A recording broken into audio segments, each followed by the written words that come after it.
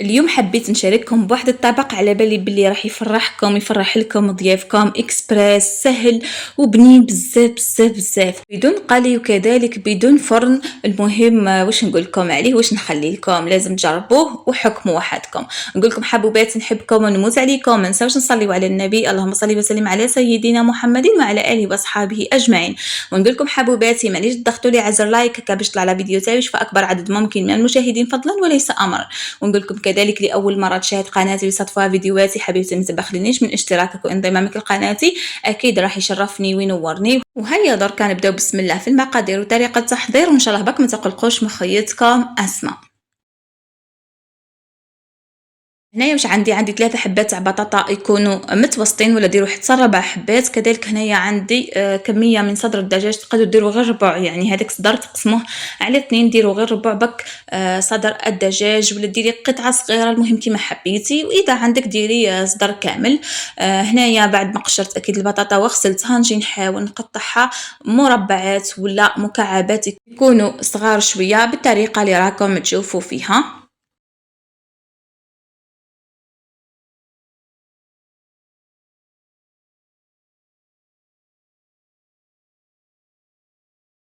المهم انايا دوك نحاول نقطع الكميه تاعي تاع البطاطا كامل ونرجع ليكم. ليكم الحجم هنايا لازم نقطعوها بالشكل هذا ولا بالحجم هذا. وهنايا من جهه خلاف رحت عاودت انا غسلتها وحطيتها في ماء، ضفت لها فقط القليل من الملح ونحطها طيب طيب لي حوالي 99%. ما لازمش يعني نخليها حتى كما نقولوا حنايا طيح كامله حتى ولا شتات 100% بصح تكون حاكمه روحها.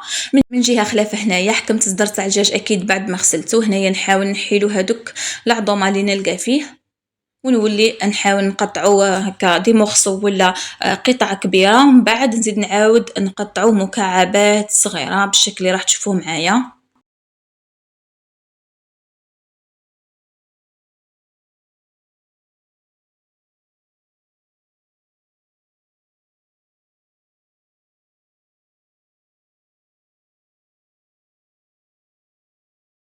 بالنسبه للدجاجه هنايا القطع لازم تكون صغيره شويه.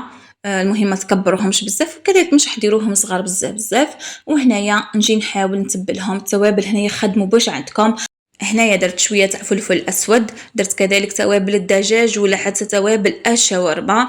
كذلك اذا عندكم الكمون ديروه، انا مالفه ندير فيها الكمون يجي رائع جدا. هنايا ما عنديش مهم بصح ما تكثروش بزاف بزاف. كذلك درت فلفل حمار حلو، من الاحسن ديروه حار ولا كيما تحبوا. بلا ما ننسى الزعتر راه يمد واحد البنه روعه. وعندي شويه زيت زيتونه. كذلك عندي فلفل هذاك الدريس لان حبيت الاكله تاعي تكون سبايسي يعني تكون حاره، لكن انتم تقدروا اكيد تستغناو عليه. ودرت شويه تاع الخل، قيس ملعقه كبيره من الخل، واذا عندكم عصير الليمون خير وخير. وهنايا عندي ملعقه صغيره من الطماطم المصبره، وعندي كذلك القليل فقط من الملح. ما تكثروش الملح بزاف بزاف ثاني وما ديروهاش مسوسه بزاف. هنايا نحاول نخلط المقادير كامله مع بعضها بالشكل هذا حتى تدخل هذيك التتبيله في الدجاج تاعي ونتحصل على واحد الدجاج بنين يسخف. هنايا ضفت زوز سنينات تاع الثوم وكذلك شويه فقط تاع الكركم ونحاول نخلط المقادير كامله مع بعضها. اكيد هنا تقدروا تضيفوا هذيك بودره الثوم ولا بودره البصل، كذلك الزنجبيل راح يمدلها واحد البنه روعه. يعني تبلوه بالتوابل اللي عندكم راح يجيكم بنين. هنايا من جهه خلاف حكمت في مقله، درت شويه فقط من زيت الزيتون، اكيد تقدروا تخدموا بزيت نباتي عادي حوالي 2 ملاعق ولا 3. ونجي هنايا نحاول نحط هذاك الدجاج تاعي يتقلى لي مليح. النار باك نقول لكم باللي راهي قاويه.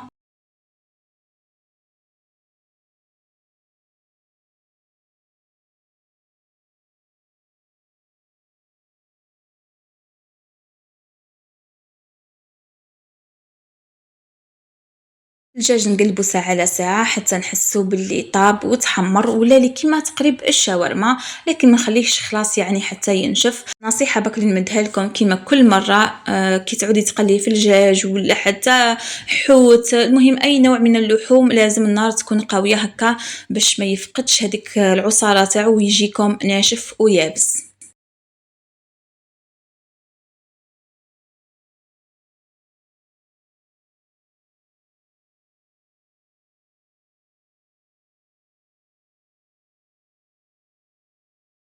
هنايا بعد ما طاب لي الدجاج تاعي اكيد نصفي هذيك البطاطا اللي قلت لكم طيب لكم حوالي من 99 حتى 100%، وش هي ما لازمش تطيح لكم ولا كيما نقولوا حنايا تذوب معاكم، لا هنايا صفيتها وضفتها على هذاك الدجاج. لكن اذا عندكم الوقت ولا عاودوا صوتيوها هذيك البطاطا مثلا، عاودوا تبلوها تقريبا بنفس التوابل تاع الدجاج وصوتيوها في المقله قبل ما تقليو الدجاج تاعكم بعد اكيد ما طابت، ونحيوها بجيه وعاودوا قليو الدجاج تاعكم وضيفوها. يعني هذه بصح هنايا راح تدي معاكم الوقت، لكن انا ساعات نديرها تجي تحفه كذلك هاد الطريقه. المهم انا نمد لكم دائما كل النصائح وكل الافكار، وانتم الحاجه اكيد اللي تخرج عليكم ديروها. شوفوا هنايا نحاول فقط نخلط بصح مش نخلط بزاف بزاف. وهنايا عندي كاس تاع الحليب، هنايا حليب من الاحسن يكون دافي ولا خدمي به عادي.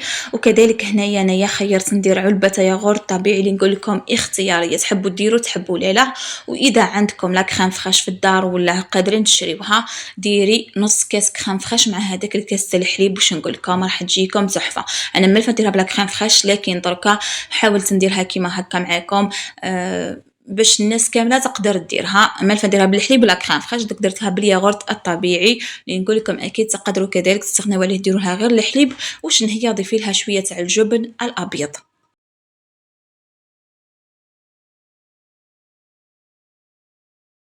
دوكا هنايا نضيف لها شوي فقط تاع الجبن الابيض ولا الكميه اللي تحبيها. نحاول هنايا نخلطهم مع بعضهم، نخليهم يطيبوا مع بعضهم حوالي دقيقتين، ولا النار لازم تكون قويه هنايا هكا ليه لي تنشف معاكم.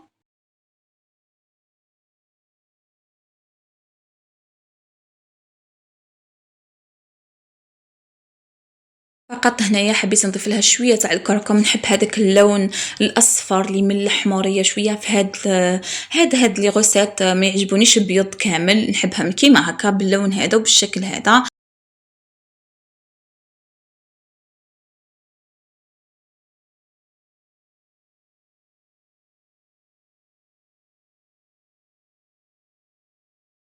لو غراتان تاعي هنايا تاع المقله راهو جاهز معايا، فقط دركا نحاول نضيف له الجبن هذاك المبشور. اذا عندكم جبن الموتزاريلا خير وخير، هذاك الجبن اللي يطوط الله الله عليه، ولا حتى داك الشيدار الروج كيما تحبوا. لكن انا هنايا خدمت بالجبن هذاك فلوركا وملفه نخف الدم عفوا بفيت في كذلك يجيكم بنين بزاف بزاف. هنايا ضفته في الاخير، حاولوا من الاحسن غطيوه اذا المقله تاعكم عندها اخطاء ولا ديروا لها اي حاجه هكا قيس فقط ما يذوب لكم هذاك الجبن وطفي على لو غراتان تاعك.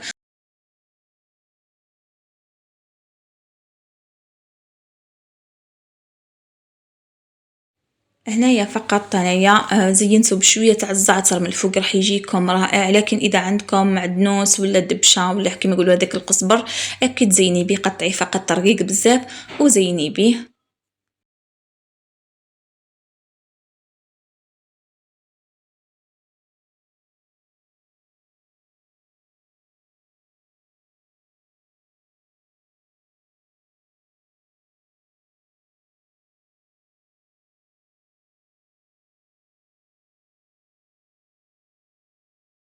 هنايا تحبوا تقدموه مع كسرة مع مطلوع مع خبز كذلك ياكلوه بالفرشيطة كيما هكا يجيكم تحفة تحفة تحفة. هاد الوصفة برك اللي ننصحكم تجربوها وتردوا لي كيفاش جاتكم، خاصة دوك جاي الصيف بلا ما نضلوا نشعلوا الفرن وكذلك بلا ما نقليو. هكا نديروا طبق كيما هذا مع سلطة ولا مع كاس غازوز. الحمد لله يا رب، اللهم ادمها نعمة واحفظها من الزوال.